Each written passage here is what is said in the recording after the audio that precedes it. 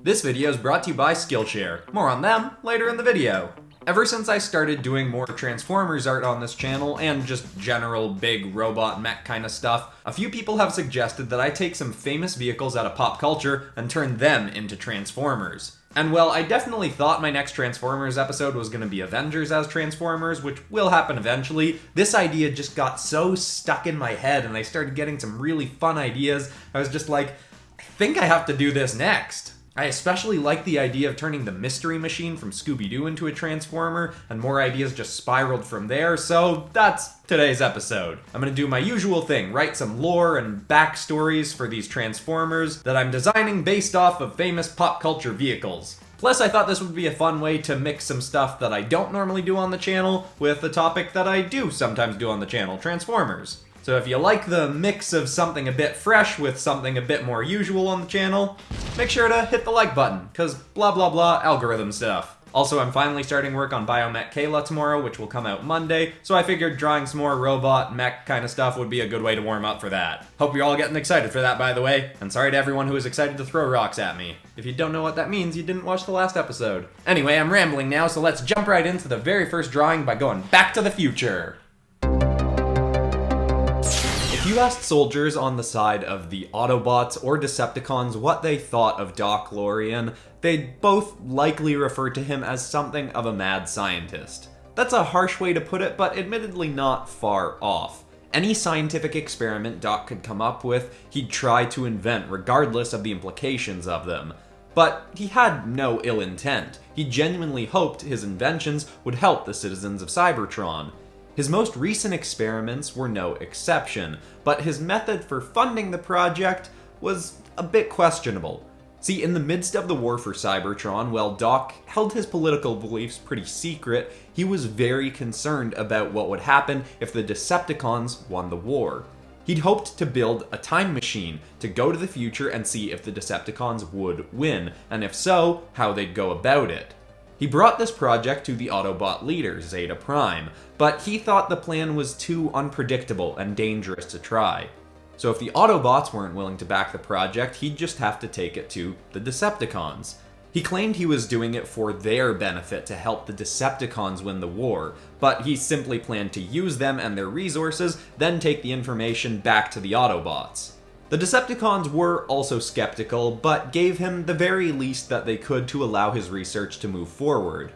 But it was at least something, and Doc did move forward with his experiments. As a failsafe, in case anything went wrong and the Decepticons caught on, Doc would build the time travel technology onto his own body, instead of making a separate machine. That way, the Decepticons could never use it themselves. He was getting far closer than anyone expected, but the day he was set to trial the technology, the Decepticons had finally caught on to his scheme. One of Doc's few friends, Martide, found Doc and warned him that Decepticon spies had discovered that he'd met with the Autobots about the time travel technology before meeting with the Decepticons, and they weren't happy. Just as they were storming down Doc's door, he fled, attempting to use the tech. He had to get up to 88 miles per hour for the time travel technology to activate, which wasn't easy for a Transformer of his age. And with the Decepticons well on his tail, he finally met that speed and blue sparks erupted from his body. Then, in a flash, he was gone. 10 years later, in that same spot, Doc reappeared. It had worked. But what Doc found wasn't a world ruled by Decepticons or saved by Autobots. What he stood on was a shattered fragment of his once great world. Flying all around were snarling bug-like bots, scavenging resources, then flying off-world toward another planet that loomed directly next to Cybertron. Whatever had happened in the war for Cybertron was nothing compared to what had happened between Cybertron and this other invading world. Now Doc had a new mission: figure out when everything went so wrong and why. Once he found this out, he'd take the information to Zeta Prime and hope that Zeta would have some way or plan of preventing the apocalypse. Now, hopefully anyone who's watched the Justice League Transformers episode has caught on that this was kind of a prequel to the Justice League Transformers episode. That big looming planet is meant to be Darkron, my mix of Darkseid and Unicron, and this is a timeline where he has succeeded, so then Doc has to go back in time, figure out how to detect signals that Darkron is coming, give that information to Zeta, Zeta then passes it on to Batimus, and then the whole Justice League Transformers episode happens. I think this is kind of a fun lead into that story. But anyway, from a design perspective, obviously I was trying to make the character look kind of like Doc from Back to the Future if he was a Transformer, and of course using DeLorean bits. I made him a little bit taller and leaner than I often make my Transformers. I made his arms a little bit longer and thinner. I mean, they're still pretty chunky, but, you know, thinner than usual. Still trying to play around a little bit with proportions, like in my last episode. But anyway, time to show the finished version. I hope you all liked the story and artwork. Here you go.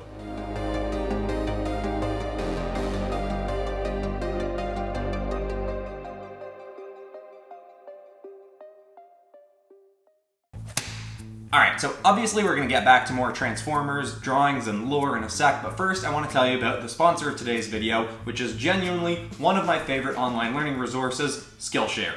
See, I've always been a huge advocate for taking online courses. I've personally taken tons myself. I mean, heck, one of the most popular series on this channel is me turning stuff into dragons, and the only reason I'm any good at drawing dragons is because a while back I took Jeffrey Jacobs' course on Skillshare on how to draw animal anatomy. But there are tons of other great courses on there. Heck, even Jazza has a drawing course up on Skillshare now. It's called Mastering Illustration, Sketching, Inking, and Color Essentials. I think I'm gonna check it out. But they've also got classes on animation, creative writing, graphic design, just tons and tons of creative courses that you can take on there. Now, I guess I've gotten a bit ahead of myself because I haven't actually explained what Skillshare is, but presumably if you watch art videos on YouTube, you already have a pretty decent idea of who they are, because they're everywhere. And they're popular because they really are a genuinely great resource. I mean, just to give the usual line, they're an online learning community with thousands of courses for curious and creative people. And I mean, I do have a list of things I'm supposed to kind of mention or touch on when I'm doing a sponsored video, but I'm trying to be a little bit more off the cuff to make it clear that I genuinely just do really like Skillshare. And for an annual premium membership, you're paying less than $10 a month, which is such a small amount for how many courses you then get access to. And on top of all of this, for PopCross Studios subscribers, for a limited time, you can use the link in the description to get a free trial of premium membership. So if you want to step your art game up and go from drawing stuff that looks kind of like this to drawing stuff that looks more like this, then I highly recommend checking out Skillshare. Anyway, back to our regularly scheduled Transformers. Now, in the midst of the war for Cybertron, obviously many are focused on ending the war, but some criminals have taken the situation as an opportunity to enact crimes too daring to attempt in times of peace. Luckily, there is someone who can keep some of the zanier criminals in check. Mysterior Maxis specializes in mysterious crimes. Even before the start of the war, he's always been one of the greatest detectives on the planet. See, Transformers' inherent ability to change form has always meant much larger possibilities for trickery in crimes on the planet. One of the more common crimes Mysterior will solve are situations where Transformers go off-world, discover some kind of monster or alien creature that they can scan and transform into, return to Cybertron and use that form to try and scare or confuse the people they're trying to swindle. Recently, a band of Transformers had gone off-world to discover a massive sea beast. They combined together to become this creature and used that form in the Rust Sea to keep others away as they tried to illegally mine energon from the depths of the sea. Once Mysterior uncovered this, the perpetrators were then dealt with by the Atlantrions, the rightful residents of the Rust Sea. Mysterior was a relatively young and plucky detective. He was jovial and optimistic, but also highly intelligent. And he could devour energon like nobody else. He was almost perpetually hungry. Finally, while he does hide it quite well, Mysterior is quite easily frightened by the events he investigates. But all in all, Mysterior is a professional. While some may complain about a skunky sort of smell that occasionally emits from him, most who have heard of Mysterior's exploits are impressed by his incredible crime-solving record. Now, for this design, it's probably apparent by now that I was trying to use Fred as the sort of head, face shape kind of look. And I mean, for the character, I was trying to work in some elements of the whole Scooby-Doo gang, but because the Mystery Machine is kind of Fred's vehicle specifically, I mean, it's all of theirs, but you know what I mean, I felt like making Fred the head made a little bit more sense. And I also thought it would be kind of fun to work in this idea that this Transformer at one point goes off-world to Earth and scans a Great Dane or something and then can transform into that as well. Didn't really fit in the story, and I only have time to do one drawing for this character, but I thought that was kind of a fun idea. Also, one thing that I wanted to work into this was a giant magnifying glass that the character can also use as a weapon, but I realized that because he's got a little bit of a Fred / almost Johnny Bravo kind of look, it kind of looks like he's looking at himself in the mirror.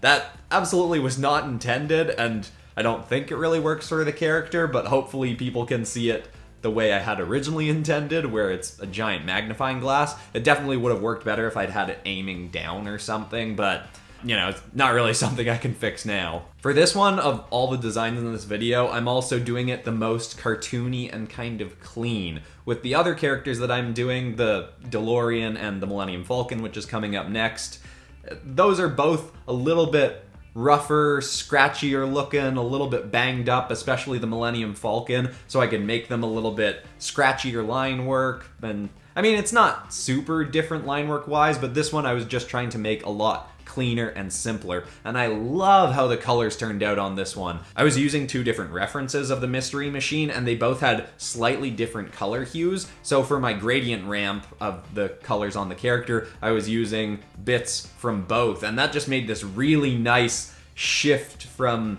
a yellowy green to a bluer green, and the turquoise has just got a nice hue to it. I love how the colors turned out on this one. Simpler design, but I think it turned out really nice. So here's our Mystery Machine Transformer.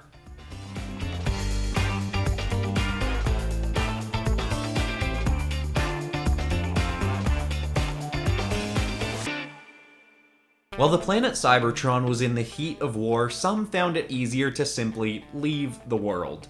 Millennius was one of these beings. Millennius was a smuggler. Even if he'd wanted to join the Autobots, which he didn't really, he wouldn't have been accepted openly because of his shady history. He spent his days out in the galaxy smuggling whatever he could for whoever would pay. Because of his large size, incredible speed, and generally carefree attitude, he was an ideal smuggler in every way. But he was also not the most responsible person and got himself in debt with some very bad people. Another off-world transformer turned crime lord, Jabbix Minor, had had some dealings with Millennius on some jobs in which Millennius had been unable to deliver on.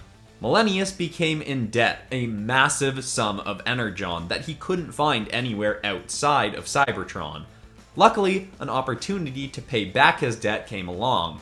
Skysoarer was a transformer who needed to get back to Cybertron undetected, but not just to any area. He needed himself smuggled into a Decepticon energy vault, in which an Autobot general, Primus Lay, was being held captive. Skysoarer could pay a small amount up front, but promised that Millennius could take all of the energon he could carry once in the Decepticon vault. It seemed like a mutually beneficial plan, but unknown to both of them, this mission would spark a lifelong friendship.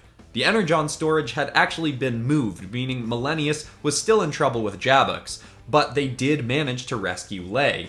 And over the duration of the mission, Millennius would get pulled deeper and deeper into the events on Cybertron. His heroic actions in helping rescue Lay would push the Autobots to accept Millennius despite his history, and soon his growing friendship with Skysoarer and his eventual budding romance with Primus Lay would drive him to want to fight alongside the Autobots to defeat the Decepticons and restore balance to the planet.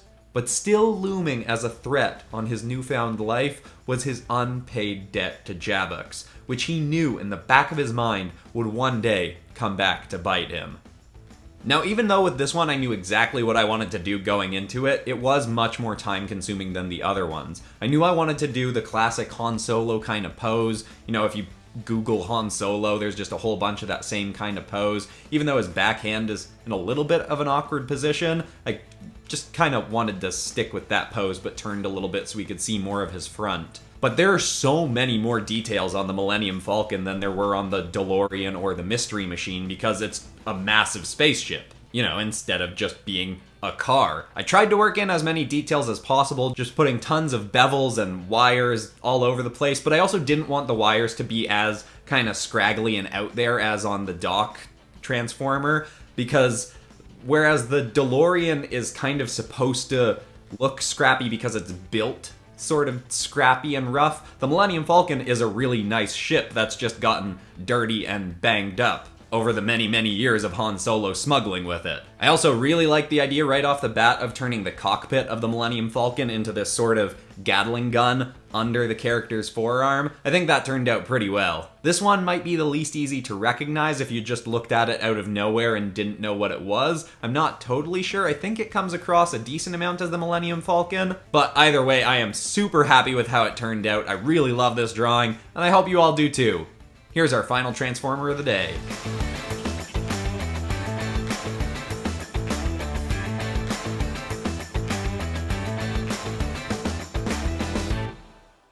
I know I've said it before, but Transformers really do take a lot longer to design than other stuff I do on this channel. I mean, absolutely worth it, because I really love how all of these turned out. Which one was your favorite? And are there other vehicles that you think I should have turned into Transformers? Is there enough fuel in this idea to do another episode out of it? Let me know in the comments. And of course, if you want more out of the PopCross Transformers universe and you haven't seen it already, you can check out the Justice League Transformers episodes. They're like this, except over the course of the 2 episodes, it's one story involving all of the different characters. I'll link it in the cards. And of course, if you're not subscribed already, make sure to subscribe and ring the bell to get notified when videos come out on Fridays and Mondays. But that's all for today. I'm Christian Pearson. This has been PopCross Studios, home of the nerdiest art videos on YouTube. Thanks so much for watching, everybody, and I will see you all in the next episode, which is finally gonna be Biomech Kayla. I'm excited, I'm nervous, I think it's gonna be good. Alright, goodbye, everybody.